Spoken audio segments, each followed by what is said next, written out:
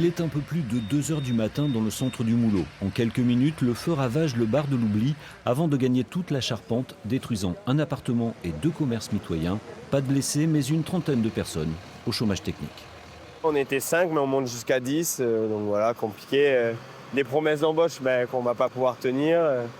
Et voilà, quoi, on avait bien préparé la saison, on avait hâte de pouvoir démarrer, mais voilà, malheureusement, on ne décide pas de ça. Donc, Bon, la bonne nouvelle, c'est qu'il n'y a pas de blessés. Non, il n'y a aucun blessé. L'appartement du dessus n'était pas occupé, et voilà, donc c'est le positif dans l'histoire, quoi. L'immeuble Art déco était une institution dans ce quartier d'Arcachon, un lieu de rendez-vous pour les touristes, mais aussi pour les riverains. Face à l'ampleur des dégâts, beaucoup ne cachaient pas leur émotion. Moi, ça fait 41 ans que je prends mon café tous les matins avec Philippe et avec des tas d'habitués qui sont à genoux certainement de savoir que ça n'existe plus. C'est un truc, personne ne pouvait s'attendre à ça. Ouais. On est tous assommés là. Alors que les pompiers sécurisaient et inspectaient le bâtiment à l'aide d'un drone, l'ancien rugbyman Philippe Berbizier, gérant de l'Oubli, était déjà en train d'échanger avec les assureurs et les experts. Ce cœur du quartier du Moulot doit à nouveau battre.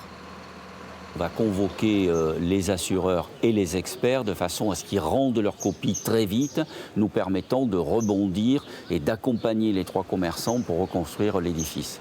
Impossible de l'envisager pour cette saison. Les 3 commerces doivent baisser le rideau. Le site sera sécurisé pour de longs mois, le temps notamment de déterminer l'origine du sinistre.